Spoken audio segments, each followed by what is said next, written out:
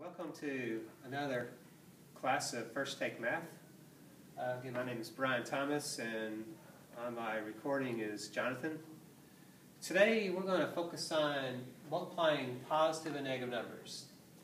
The key thing we're going to do here is we're going to focus on this concept of take the opposite. So in math, a lot of times when there's a little dash outside the parentheses and there's a number like this on the inside, basically what this means is to take the opposite. So anytime we see this, this is going to mean take the opposite 7. Now, the opposite 7 basically means if I'm on a number line, 0 is kind of an important spot. So 7 to the positive would be over here. Opposite 7 would be 7 spots to the left of 0. So if we go 7 spots to the left of 0, this will get us at -7. So the opposite 7 is going to be then a -7. So again, this is how we write that. So the opposite of a -7 is equal to a -7. If I look at this example, what this means is the opposite of a -8. So if I see this, we're going to look at this as take the opposite of a -8. So if I was on a number line, -8 would actually be just a little bit to the left here.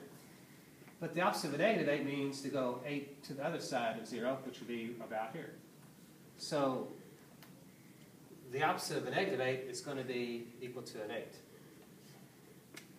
Now if I look at this example, we have the opposite of a -5. Now when there's a bunch of parentheses, typically what we do is we start on the inside and work our way out. So what I see to start with is a -5. But the opposite of a negative becomes then a positive, and then the opposite of a positive flips back to a negative. So in this example, we would change this into a -5.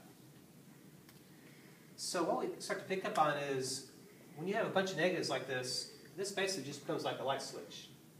So you're just going to be flipping back and forth between a positive and a negative. So as a little summary here, if there's an even number of negatives, our answer is going to be a positive. And if there's an even number of, or if there's an odd number of negatives, our answer is going to be negative. So I'm going to do a couple examples with you.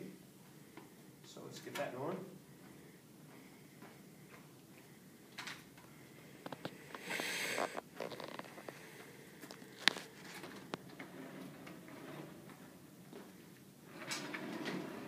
Do a little dance here for you.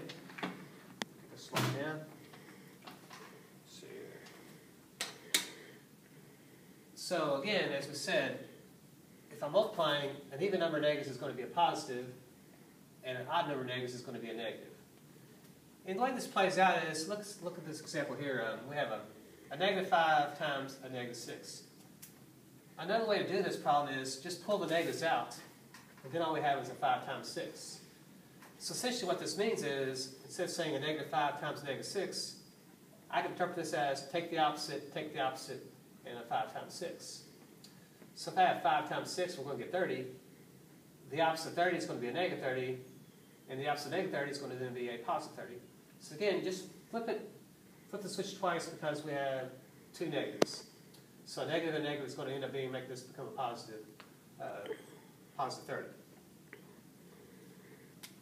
So this is going to equal then a 30.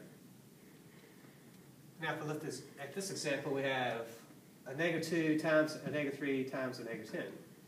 Again, the way I can look at this is I can look at this as a negative, or opposite, and then I can just put a 2 times a 3 times a 10. So to do this problem, essentially all we got to do is go 2 times 3 would be 6, and then 6 times 10 would be 60. So we got our 60 going on. But then we got to determine what the sign is.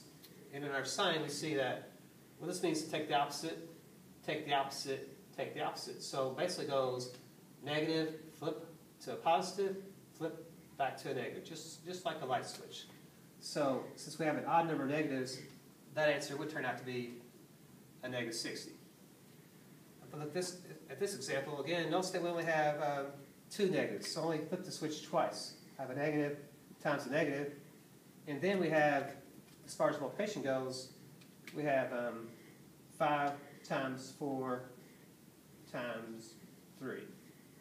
So in this problem, what all I got to do is go 5 times 4, again gives me 20, and then 20 times 3 is going to again give me a 60.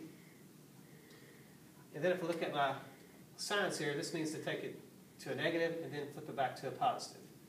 So the answer to this problem in the end would be then just a positive 60. So again, when we're multiplying, for that matter, even dividing, an even number of negatives is always going to flip this back to a positive, and an odd number of negatives is always going to flip this back to a negative. So this is going to conclude our activity for the day. Stay tuned.